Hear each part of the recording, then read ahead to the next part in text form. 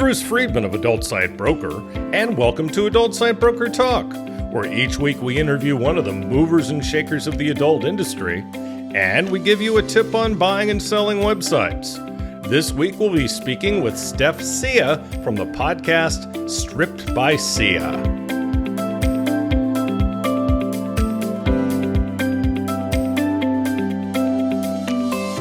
Adult Site Broker is proud to announce the launch of our new website, Adult Site Broker 3.0, at adultsitebroker.com. The look and feel of the new site is nice and up-to-date and easier to navigate. The new site also has links to our affiliate program, ASB Cash, and our new blog. Speaking of ASB Cash, we've doubled our affiliate payouts. That's right. Now when you refer sellers or buyers to us at Adult Site Broker, you're going to receive 20% of our broker commission on any and all sales that result from that referral for life. You can either place a link to us on your site or refer buyers and sellers through an email introduction. ASB Cash is the first affiliate program for an adult website brokerage. Check out asbcash.com for more details and to sign up. Now let's feature our property of the week that's for sale at Adult Site Broker. We're proud to offer for sale a successful gay site that has increased revenues and profits year over year for a decade. The site has 835 active members. The average monthly content cost is less than $2,000.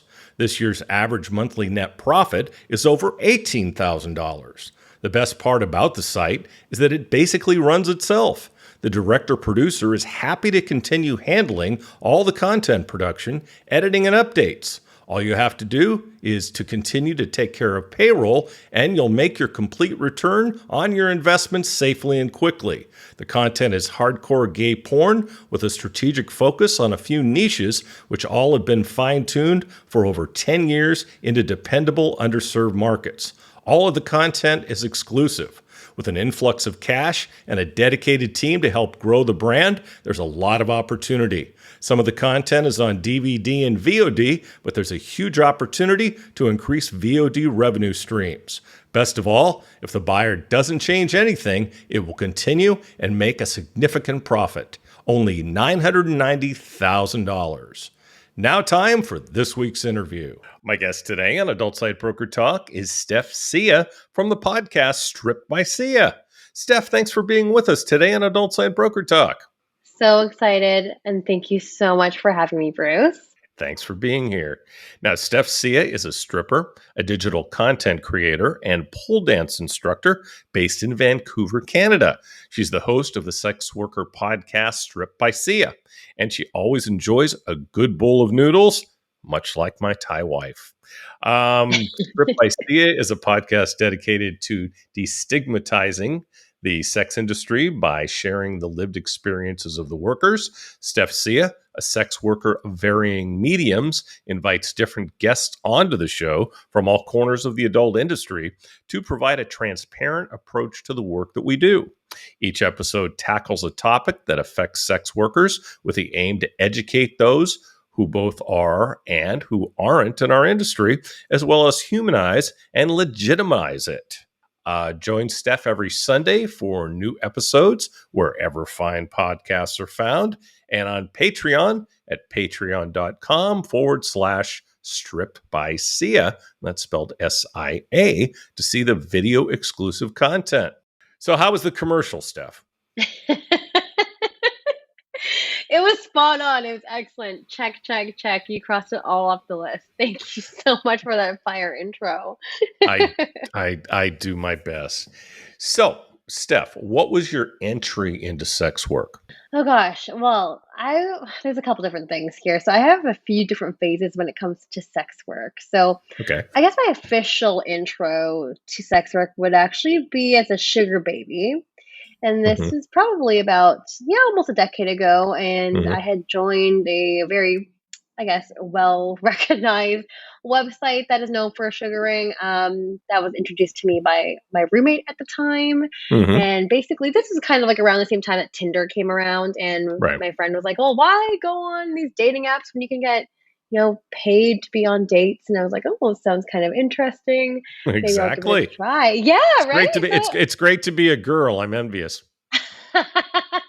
it worked out, and she was completely right. I was very, very interested in doing that. It made a lot of sense to me. And yes, I really believe in making a bit of money. So that Sure. happened. And I would say that like that's my first official kind of intro into sex work. Although at the time I wasn't really aware of it being work at that time. Yeah. So like that to me upon like reflection, that would be it. But if you'd asked me that like same question about 5 years ago, I would have said stripping. So and Right. my entry into the strip industry was about 6 years ago when I decided to enter an amateur night contest. Hmm. And yeah, the rest is history for that. It's pretty self-explanatory for that. And then yeah. The whole term sex work has really Mhm. morphed in recent years, especially in the last couple of years, I'd say. It used to be if Mhm. someone said sex work, they were strictly talking about prostitution. Right. Now, it has a much wider meaning. Have you noticed that? Oh, absolutely. It's definitely come a long way, and as you mentioned, like, that's, like, how my mom thinks when she thinks of the term sex work. She thinks it's prostitution or escorting or, Mhm. you're having sex for money, and Right. now I feel like the term, at least to me in my own definition, that really encompasses a wider range of adult-related occupations, Yeah. and some people would even argue that stripping isn't included with that, but I Mm. definitely would say it is for sure. Sure. But the term itself has definitely come a long way, and I think it's because a lot of the terms that we once used before, they've had derogatory terms and stuff Mhm. associated with it, and now I feel Right. like sex work as a term is almost like a PC Yeah. way of addressing like adult workers. Yeah, and I think that it really now entails everyone who's involved with the adult industry, including what I do. Mhm. Yeah, definitely. I mean, it's basically encompasses everyone who's within the adult industry for sure, like people that I bring on my show, not just people Mhm. that are in front of the camera or Mhm. performers, but everyone, as you mentioned, who is involved as Yes, well. So, mhm. absolutely. Now, how have your experiences doing sex work changed over the years? Oh gosh, I feel like it's constantly changing. I'm constantly Mm. evolving and learning and Sure. educating myself through the people that I bring on my show and just more and more that I like hear about every single day. And basically, oh gosh, I feel like when I first kind of stumbled into sex work, I was really naive before and didn't really have a firm understanding of what the work was. Like I mentioned earlier, I didn't really Mhm. count sugaring, for example, as sex Mhm. work. But of Okay. course, now because I'm super involved in many different aspects of the sex industry, I can really see the value and the hard work that goes into the work that it is that we do. And Mhm. really, how do I say it? Like, for me, it really is legitimized as opposed Mhm. to before. I would always like maybe kind of brush it off in terms of like, oh, it's just like a side gig or it's a side hustle and I wouldn't take full ownership of it. Right. And now it's something I definitely like it's public knowledge everywhere. If you know me, you'll know that I'm associated with sex work in some capacity. So it's Yeah. definitely changed a lot. I've been through an entire like evolution when it comes to sex work, Mhm. in my own personal journey, and it's been a wild ride. Let me tell you And that. proud of it, right? Yeah, definitely proud of it. It's Yeah. been one of the best things that's ever happened to me, for That's sure. awesome. Now, what Mhm. has sex work taught you?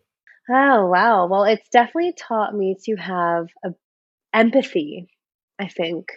Empathy to understand where people are coming from, Mhm. understand their stories, to be an active listener, and to understand that not everything can be taken at face value. And there's usually Sure. more to the story behind that. And I Mhm. feel there's so many stories and there's so much to offer from sex workers and so much to learn Mm. from sex workers and from our community that are it's really, really powerful. Like, we have powerful stories to share. Oftentimes, in the media, we're often, there's a lots of misconceptions or misunderstood, Mhm. and honestly, I'm kind of tired of other people telling our stories for us. So, Yes.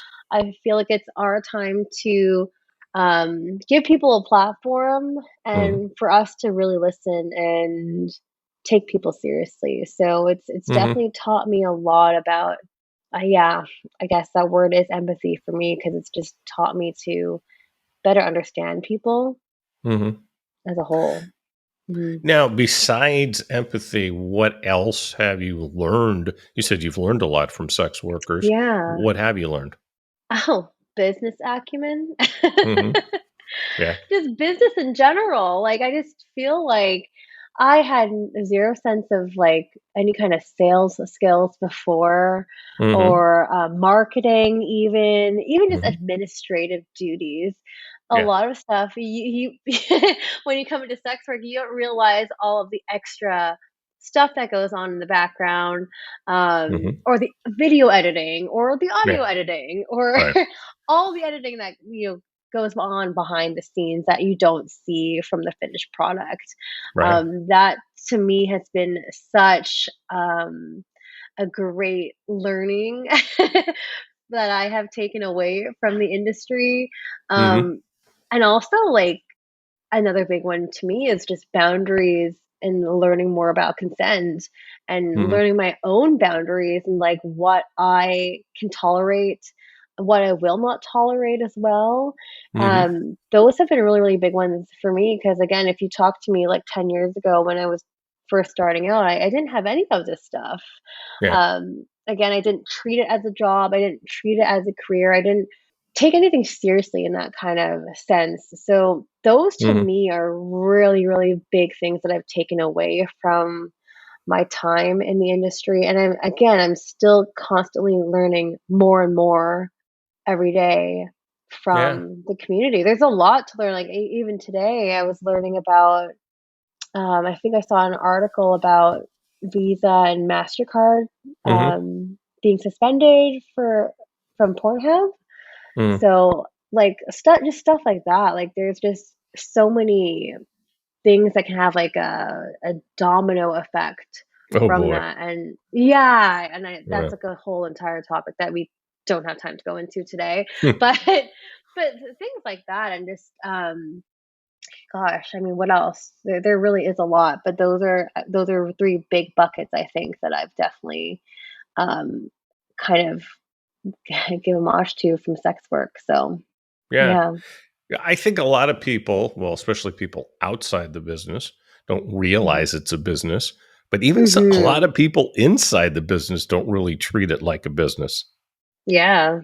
Yeah, I was definitely guilty of that for a while, and you really have to be Yes. successful, and, like, Yes. I mean, you gotta learn from somewhere and at some point, and, like, you can really take your business from here to going all the way up here by Hmm. just adopting a few of these principles, and Hmm. I feel like everyone needs to, like, take a business course from one of the sexperts in our community for sure. You can learn a lot. Absolutely. Yeah, you can also learn a lot from talking to people and going on the Mhm. forums like XBiz and asking questions and Oh, yeah. really leaning on some of the people that have been around a long time. And I know there's also some good model forums and as Yeah. well as social media groups. Tons. Yeah, there's tons of resources out there. So, Discord groups that I'm a part of, Facebook groups that I'm a part of as well. Hmm. Again, just learning from the people that I bring onto my show is another thing. Even on Twitter, just conversations, Hmm. just on my Twitter that I see in my feed or topics of conversation that come up. There's so many learning opportunities there, and I feel like, as you mentioned, people should lean into that.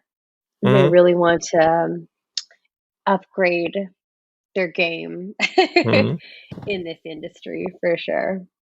Now, besides what we just talked about, what other Mhm. skills have you gained from sex work? Oh man, honestly, like valuing Hmm. myself I think that's a big thing that I've Sure. definitely learned for sure. Like, and what I mean by that is just like charging what I am valued at and what Yeah. I deserve, you Yes. know? And again, and that is slightly related to what we were talking about earlier too, because like it's more than just picking a number.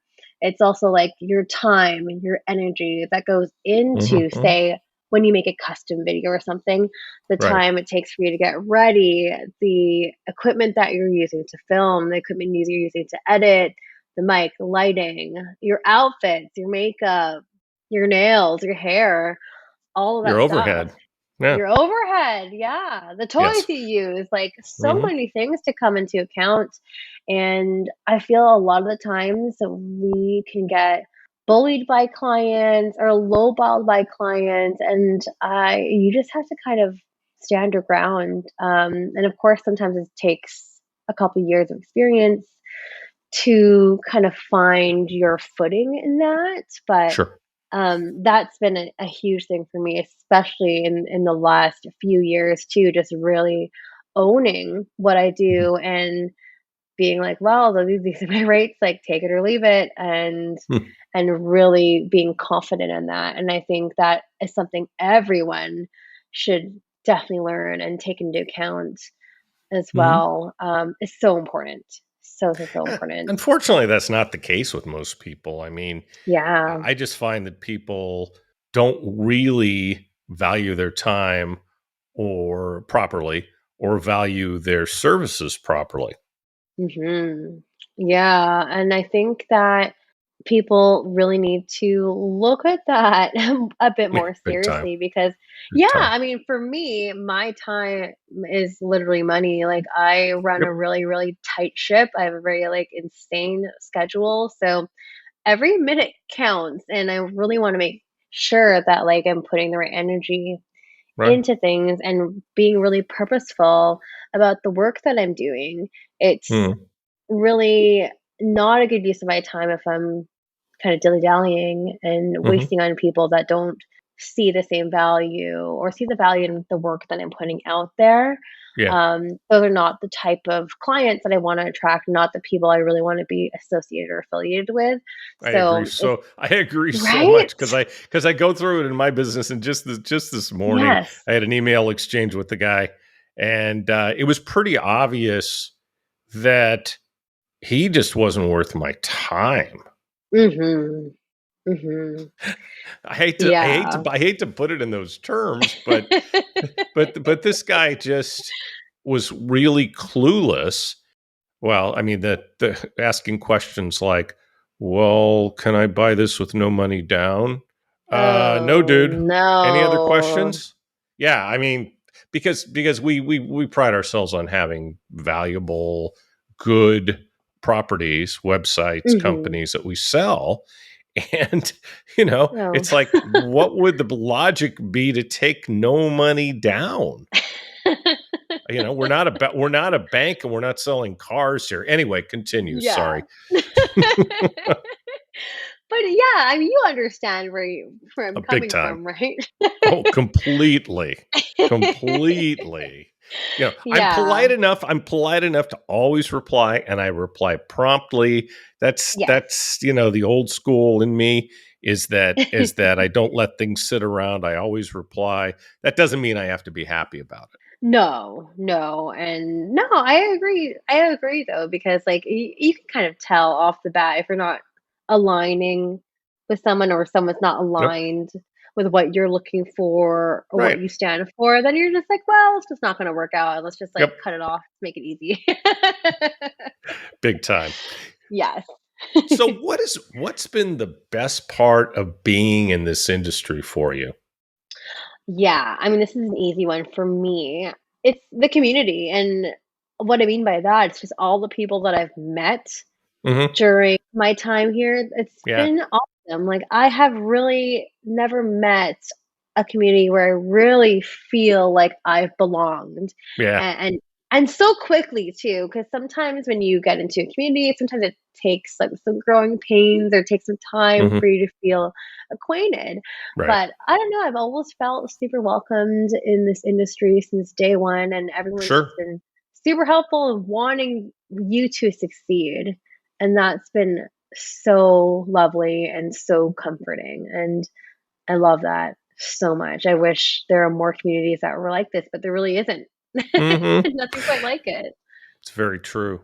Yeah, Mhm. it's interesting. You and I met at the Why Not reunion in Arizona. Tempe. Yeah. Yeah, yeah, in Tempe.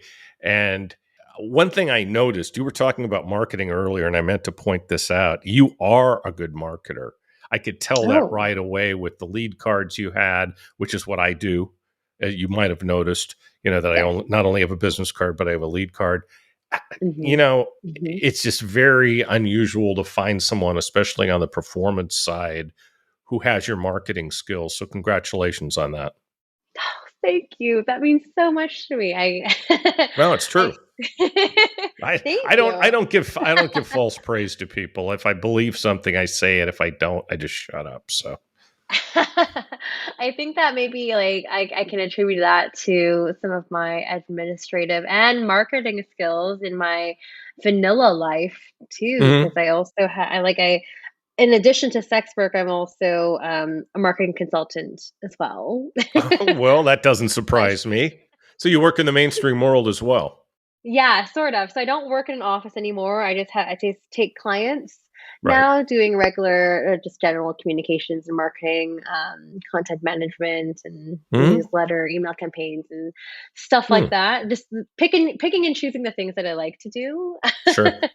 and working with the clients that I really like. So, Yeah. and that has been awesome. So I'm glad Yeah. you picked that up. That makes me Well, feel and that's really got to be proud of really myself. valuable. That's got to be really Mhm. valuable now in what you're doing. Yeah, I mean, like, I think it definitely helps for sure. And I'm not saying that Sure. everyone needs to have a background in corporate or anything like that, but it certainly can help. Mhm. And I mean, vice versa though, too, because I feel like a lot of questions that I sometimes get, like, oh, like, what kind of transferable skills can you bring to the civilian world from sex work? And I feel like it definitely goes both ways because, as I mentioned earlier, Absolutely. like, we learn so much in this industry, and we can take that outside of the industry as well Yep. Yep. and take I yeah. I agree. I agree completely. My background's in marketing too, so There we go. yeah, there's no two ways about it. One can spot another. So what what are some of the not so great experiences in sex work that you can share? Oh, man. Where do I start? I mean, yeah, there's a lot of untrustworthy people in this industry, Yep. or that might not have the best interests in mind Sure. for people. So, for example, I am, yeah, in front of the camera and Yes. I do my own videos. And of course, I need to do my own promo and stuff as well. So, of course, I'm working with a lot of photographers, Yeah. or at least I used to work with a lot of photographers before. And then last year, I actually, a model had contacted me via Instagram because some of my photos were posted on this photographer's Instagram account because I had worked with him before, Mm. and they had messaged me a article, and this article had stated that this person was arrested for voyeurism because another model had found a camera in one of the changing Ugh, rooms. lovely. Yeah, not so great stuff. So I had to go deal with the police in a completely different city in Canada and deal with that. But luckily, that's all been dealt with, and Ugh, that case is closed. there's so many jerk offs and So pervs many. out there. There are like lots of many dudes with a camera Mhm. that exist in not just sex work, but yeah, I mean anything with like modeling and Mhm. whatnot. Sexual assault can also happen as Ugh, well. sorry. Yeah, due to the nature of some of the work that I do, and that's again being Mhm. early on during those sugar baby days, not really having those boundaries and not setting them Mhm. properly, and just not being strong enough to say no in certain situations, Yeah. or or being bribed or being like, Mm-hmm. dangling the carrot of like, well, if you do this, then I'll pay you this much Mm-hmm. more. Mm-hmm. And just, again, not recognizing like, oh, this is actually a red flag. Yeah. Yeah. So those are definitely a couple experiences that like stick out for me. And Sure. unfortunately is and can be very commonplace with a lot of people within our industry. Yeah. So it's, yeah, and I'm not saying that to scare anyone, but it's just No. unfortunately the reality that can happen to some people. So Yes. it's really, really important to be communicative, have those boundaries set, know what your limits are. Right. When it comes to photography and stuff too, or Mm. videography, asking for references, asking Absolutely. for referrals, Mm. right? So all this stuff is super, super key information that I wish I had known, or I wish that I had better prepared myself. Right. But again, I'm taking them as big learning lessons, to Yeah. watch out for, and now as red flags as I proceed in the industry. Yeah. I'm sure it's not easy to be a beautiful woman, in any way, sense, or form. Having been raised by a woman, Hmm. I'm a bit of a feminist, more than a bit, and this kind of Yes. when I hear stuff like this, it really pisses me off. Okay, Yeah. so I'm sorry to hear that. Tell us about your podcast, Strip by Sia, and how did you get this Hmm. started? Yeah, well, gosh, I mean, by this time now it's been almost 3 years since I've started the show. Wow. And yeah, which is crazy to me. And that's been like consecutively every single week, have not really taken a break Hmm. at all, but it's been fun. And basically that started back in 2019 in the summer when I was working at the club. Hmm. And one of my regulars there kind of just made a statement and was like, "Oh yeah, strippers are really cool people. Like a lot of you guys are just like, are influencers and you have tens of thousands of followers and you all lead such interesting lives out of the club." And I was like, "Yeah, like we do. That's really interesting." Yeah, you hit it right on the head. Like that is correct. And then Yep. I already knew that I wanted to do a podcast because I'm a big like avid podcast listener. I'm kind of a nerd like that. But uh, That makes one of us. But go ahead. yeah, so I was like, "Oh, well, this is really interesting." And I have a lot of people and friends in the industry, and I'm going to do a show on this. And then 2 weeks later, the first episode came out. Yeah, I guess the rest is history. It's awesome. Yeah. You got me by a year. I've done a little over 2 years now. Wow. So, who have been your most memorable guests so far? Oh my gosh. There's been so many. Bruce, I've done over 150 episodes now, so it's Hmm. hard to choose, but there's definitely people that have come to mind, and really just depends on the topic as well. Hmm. But Dr. Raven Bowen, she is the CEO of National Ugly Mugs, which is like a nonprofit organization based in the UK that helps benefit sex workers. And Okay. we did a really cool episode on work balance and duality. So Hmm. much like myself, as I mentioned earlier, I balance sex work out with some vanilla or civilian work. So it was really Hmm. cool to have that conversation and just talk about the research she's done in the field, and just to know that I'm not alone in this, Right. Right. because a lot of people, they can look down at people that have civilian jobs too, and like, oh, you're not doing this full time, that means you're not really taking this seriously. Hmm. And that is not really the case for anyone, Sure. or for other people. So Sure. yeah, Dr. Rainbone was definitely one of my favorite people that I've interviewed. I've also interviewed, yeah, there's just a few here, but like some sex trafficking survivors. Hmm. So Maya Romero, that you might have met during the Why Not reunion. She was there. She Hmm. had a really, really compelling story on her experience when it came to sex trafficking. I thought that was really powerful Hmm. because it's like, how often do you ever get to hear from sex trafficking survivors? So I Yeah. thought that was really awesome. Right. Another friend of mine, Brent Ray Fraser, who is an artist out here in Vancouver, and he does art with his penis, which is really interesting. And he's been Okay. yeah, it sounds really funny and a little bit odd, but, like, again, like, I have a range of people on my show, but he has taken him very, very far. I'd say I'd like Uh, to see that, but I really don't. Maybe I'll send you something later. Really interesting.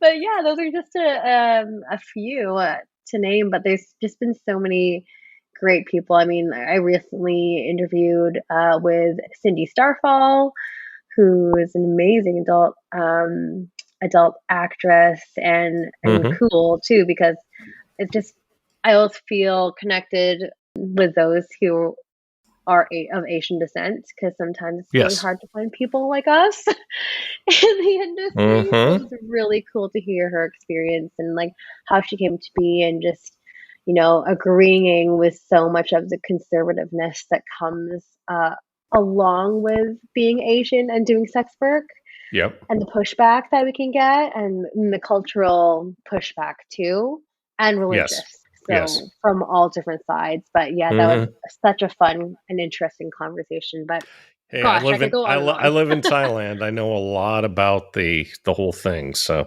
Yeah, yeah, a lot for sure. what are some highlights in your life that sex work has brought you? Yeah, and that's such a great question. There's been a lot of great things that have definitely come from sex work for sure. So, I've gotten the recurring opportunities to guest lecture at a couple different universities in the United States, and also my alma mater, Simon Fraser University. So that's been really freaking cool. Cool. That must have been Yeah. nice. It's been so nice because I actually studied criminology back in the day. That was what I majored in, and it was Really? really cool just to come, yeah, and to come back to be invited to speak in their upper level criminology classes. Hmm. Really, it was like, wow, this has come full circle for me. So that's been really quite the honor. So that So has when you been tell awesome. guys that you studied criminology, do they tell you that it's okay if you put cuffs on them? I get that all the time, or you say that all Oh the well, time. it wasn't original. Sorry. I mean, yeah, that's been a really, really cool experiences that have happened. I Nice. also have been invited to speak and facilitate at some sex work festivals in Asia, so that's Hmm. been really, really cool. I've Hmm. also gotten the opportunity to um, also work with the United Nations Women, conducting Wow. research. Yeah, through sex work. So that's been really cool because I was able to help conduct research and conduct some focus groups with youth sex workers from around the world. That's awesome. So yeah, so it's really created a lot of opportunities. I mean, I've had like the CBC contact me for interviews, or like, Hmm. ask me for comments and stuff. And Hmm. I just think all of those experiences have been just so cool and so wild to me, and just like never in my wildest dreams would I have thought, like, by starting this show I would have gone in these kind of really unique opportunities. Right. So yeah, I just feel incredibly blessed and just like full of gratitude to be awarded with these really rare and cool opportunities.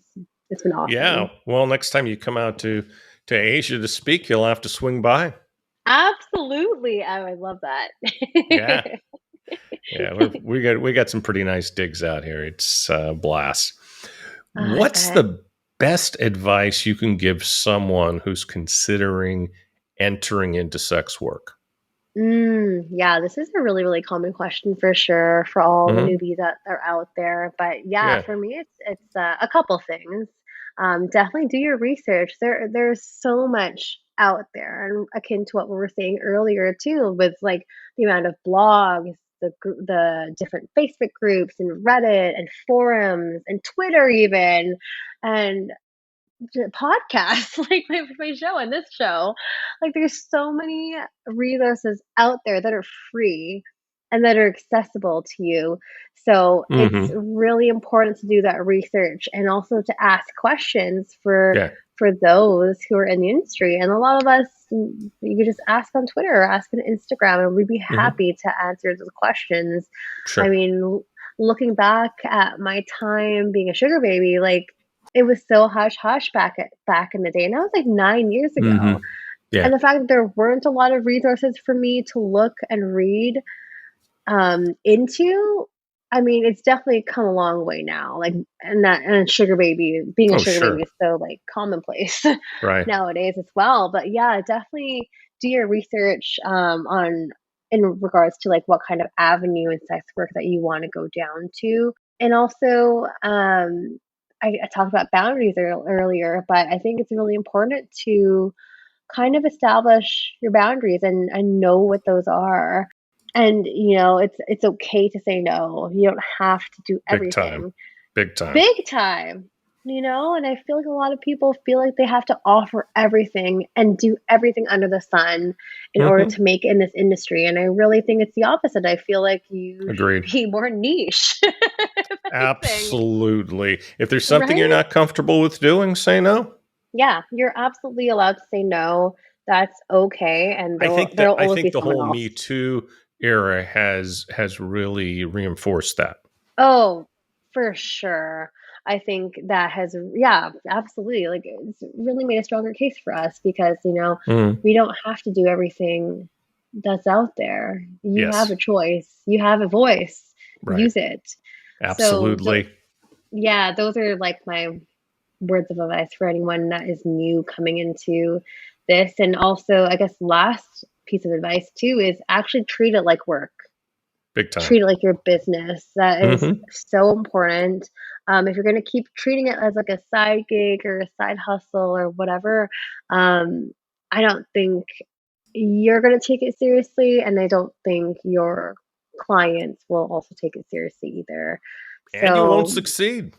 and you won't succeed. Exactly. So, yeah, just know that it's real work because there's too many times I've had these questions been asked to me, and they just want to do it for fun or whatnot. I'm just like, but it's work, right? Like, it's sex Yep. work, right? Yep. So I just really want to, like, drive that point down to the ground because it's really, really important. It's really funny. You were talking about 9 years ago, and then in the same sentence, you said back in the day. You have no idea how old that makes me feel. Okay, so what's your take on pole dance hobbyists and leisure dancers? Oh yeah, that's like a big topic of Big discussion time. too. Big, big topic. And as a person who is part of both worlds, as an instructor and also as a stripper, yeah, there's a huge debate between both because I mean, for the past couple of years, it's been like a whole hashtag not a stripper hashtag Too going around. Yeah, that being a thing for the past like probably 3 years now. That's been going many around. hashtags. Too many Too hashtags. Oh, many. Lord. I Anyway, go ahead. know, and it's just bad because it just really taps into that hierarchy in terms of, like, I'm separating myself and othering Mhm. strippers, Yeah. and, I'm not one of those people. I'm not a stripper. So Sounds like a that to form of me, bias, really. totally, and it's Mhm. completely problematic, and the fact that so many people, like, even studio owners Mhm. are still, like, behind this, it's Right. not healthy, and they should know that pole dancing and pole hobbyists and pole sport all originated from the strip club, Hello. and yeah, hello, I mean, like, it's not rocket science. Yeah, these So poles didn't just come down from outer space with no no, reason. they just didn't erect themselves like that, like And don't you think that a lot of the casual pole dancing has to do with these women Mhm. fantasizing about being a stripper? Oh my gosh, and that's a huge part of it too, and that even Yeah. what boils down to, like, some of the aesthetic, like the stripper aesthetic that they wanna try to adopt, the whole clear shoe, clear heel trend that's going on in mainstream fashion is also can be contributed to stripper aesthetic. So, there's a lot there, and I just feel like and I could really go into this, but, like, we'll just keep it really light. I think it's really Mm. important that people that are not part of our industry, so the adult industry or the strip industry, to really think about what their origins of their favorite sport could come from.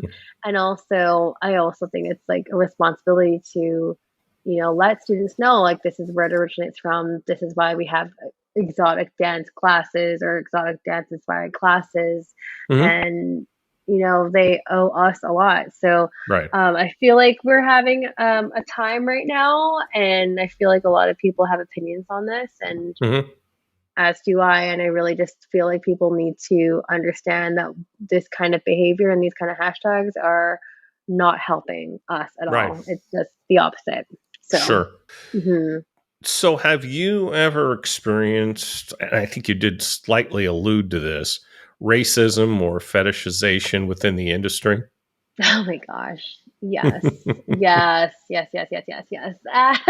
As an Asian Canadian woman, for sure. Hmm. Just and not even within this industry, but just in general, just Yeah. being catcalled and walking down the street, and someone says like "konnichiwa" or whatever, or people Mm. like ask me in the club and outside the club, they're like, "Oh, like, are you Filipina?" And I'm just like, why are you asking me that? And then they, of course, are trying their best to relate to me or Right. find some kind of bonding connection. Like, oh, I used to date a Filipina and blah, blah, blah, Mm. and proceed to tell me about Got their it. dating life. And I was like, Got it. yeah, I it's very actually, uncomfortable. I'll be honest. I'm guilty sometimes of asking Asians their nationality because I'm kind of curious if they're Thai or Mm. what. And I Hmm. usually am a pretty good judge of who's what. But anyway, yeah, I've been kind of Yeah. guilty of that, and there's no malice involved. I'm just kind of Yeah. curious. Yeah. I think like with curiosity, I think it's totally fine. But I know like with some of the clientele that come into the club, like I know what they're alluding to, and like, Ah, oh, Filipinos are so hardworking and blah blah blah, and then just keep going and reinforcing this stereotype, and big it's time. just uncomfortable. So, yeah, I don't like Yeah. it. Yeah, well, living out here, the stereotypes are all gone. Hmm. So, I mean, that if I ever had those, which I probably did when I lived in the States, they're gone Hmm. now. And, but I can only imagine. And let's face it, there's a lot of guys that fantasize about Asian women, which I'm sure is Oh great for yes. your business, but it also can be harmful. Oh, absolutely. Yeah, I've definitely gotten some like well, what I consider a strange request, kind of going more into like race play, which is something I don't offer, Mm, yeah, just because I think it's dangerous to kind of play with those lines, because it's a really, really fine line when it comes to race play, and that's just something I just don't entertain. Because good. again, I just feel like it's encouraging more of defending those stereotypes Yes, and fetishization, which is not so fun for those who are on this side big of time. that line. Yeah, so Mhm. yeah, for me, it's a hard pass on that. I can only imagine. Hang in there. Hmm. So do you ever think about leaving the adult industry? Not very often, which is really nice. I don't think I've ever thought about leaving. I think like the one time I maybe thought about leaving or ending at least a portion of this part of the industry was actually with stripping, and that's when the pandemic happened because everything shut Yes, down with sure. strip clubs. Like I didn't dance for almost basically over a year. Actually, I didn't Yes. dance for a year, and I was like, well, I guess strip clubs are going to close down. This is going to be the end of things, and I don't know if I'll ever dance again. It's time to hang off my heels, Mhm. Yeah, and that did not happen, thankfully. And actually, I'm dancing more and more now, post pandemic, even though we're still in the pandemic, but right. dancing more now. So I thought that at one point, like that might have been my end. Hmm. And also, like, if I'm looking towards the future, I feel like maybe when I'm pregnant, I probably won't be doing much in this industry. Hmm. Or maybe after I have kids or Right. like young toddlers, I don't think I'd be doing anything. I just don't Yeah. think I'm going to have energy, and I'm going to be wanting to sleep and, you know, doing all those I hear motherly they duties. tend to sap that energy. Yes. Like, I mean, realistically speaking, I just don't think I'll be doing that at that point. So, Hmm. but who knows? That's still quite a few years away. So we'll see. I'll get back to you when that happens, if that There, happens. there you go. Do you have any regrets about being in the industry? Nothing huge about like actual regrets. Like in general, I don't find that I regret anything. There are things maybe that I wish I could have done a bit differently, Sure. or maybe have done better. And that's just, again, just knowing myself.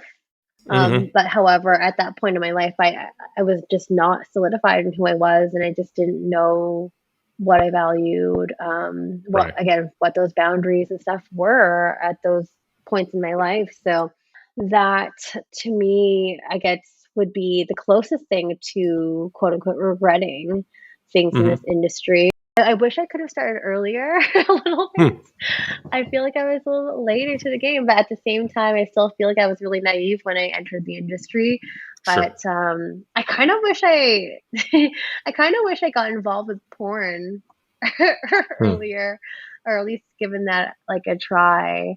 Because Hmm. I've had, I just know so many people in the industry, and it feels like that's something I would have like definitely would have loved to try to do at Sure. some point, being an exhibitionist. So like Hmm. I feel like that would have been a really, really interesting experience. But yeah, I think those are like my only things that I might have regretted, but Yes, being an who knows? exhibitionist is probably a good prerequisite for this position. So, Yes. along with that, what do you think needs to be changed to make the industry better for performers? Ooh, yeah. I feel we need to get rid of the hierarchy. So I kind of mentioned that term earlier, but basically for those listeners who don't know what the hierarchy is, or for those who just was like, what is that term? It's basically like a hierarchy within the sex industry or within Hmm. sex workers. Okay. And there's different kinds of hierarchies, but for example, That's non-contact hierarchy sex as work. kind of like hierarchy. Yes, exactly. The play on words. I Very like clever. that. Eh? I wish I coined the term. I did not coin the term, but Damn it. Damn it. You but could have yes, patented it. I could have. You would have just made But some money. yeah, basically, like no contact sex work is viewed at the top. So basically, some Hmm. people might see this as cam girls, or some people might see this as, I don't know, dominatrix is at the top, and then it kind of goes down the pyramid. So maybe strippers might be next, and then you might have like indoor sex work, and then like outdoor sex work at the bottom. And I think a lot of people really do adopt that Hmm. model. I'm not sure if that's subconsciously or consciously, but it is really dangerous, and it just puts others at risk by making certain comments like that or Hmm. assumptions like that. And also, it's just not healthy. And I feel Yes. like the whole world already hates sex workers, so why do we continue to allow this hate to be within, like, internally in our community? Hmm. I really feel like that is something that needs to change. And there's still Yes. so many people that believe in that kind of stuff, and it's really not. And in the end, we're all hoes. So, I know I like, am. right? I feel like yeah, that definitely needs to change. Hopefully, at some point, I would love to see that Makes one sense. day. So, Hmm. how can people find you? Oh yeah, I guess we're at that time. Yes. So it's my podcast is Stripped by Sia, and you can find that on any major podcast platform. It's out there. You can stream online. You can stream wherever.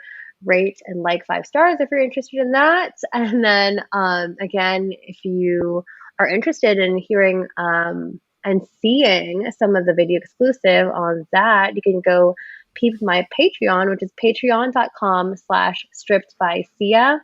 And if you do want to get in contact with me, Twitter is the best place to do that. And it's Stripped by Sia on Twitter. We have Stripped by Sia on Instagram as well. Basically, Stripped by Sia everywhere. So I'll make that nice and easy. And I am working on my website, revamping that at the moment, which will be strippedbysia.com. So just for everyone out there, it's Stripped by Sia, Mm-hmm. SIA is how Yes. Sia is spelled. Okay. Well, Steph, Thank I'd like you. to thank you for being our guest today on Adult Site Broker Talk, and I hope we'll get a chance to do this again soon. Absolutely. Thank you again, Bruce. It was a pleasure. My broker tip today is part 3 of what to do to make your site more valuable for when you decide to sell it later. Last week, we talked about making a good offer and how to structure your site.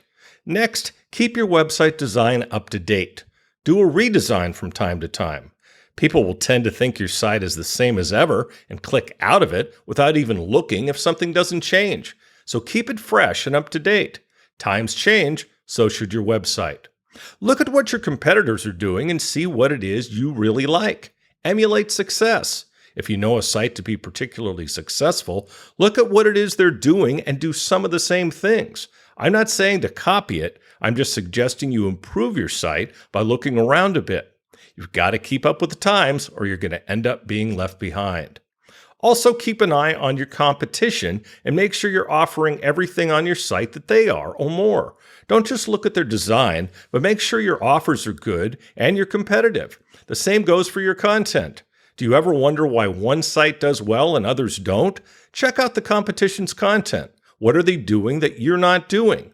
Be willing to make changes. People can't understand why they're losing sales to a competitor, yet the competitor is clearly doing everything better. Emulate success. Make sure everything on your website works well. Make sure all of your links work properly. Check them on a regular basis. If things don't work, you'll lose customers. People are not patient these days. People's attention spans are like that of a gnat. They'll click out immediately and go on to the next result in Google if they don't find what they're looking for, or if the site is hard to navigate or things just don't work. Check all your internal scripts and plugins and make sure they're updated regularly as well. We'll talk about this subject more next week. And next week, we'll be speaking with Crystal Penn of Groovy. And that's it for this week's Adult Site Broker Talk. I'd once again like to thank my guest, Steph Sia. Talk to you again next week on Adult Site Broker Talk. I'm Bruce Friedman.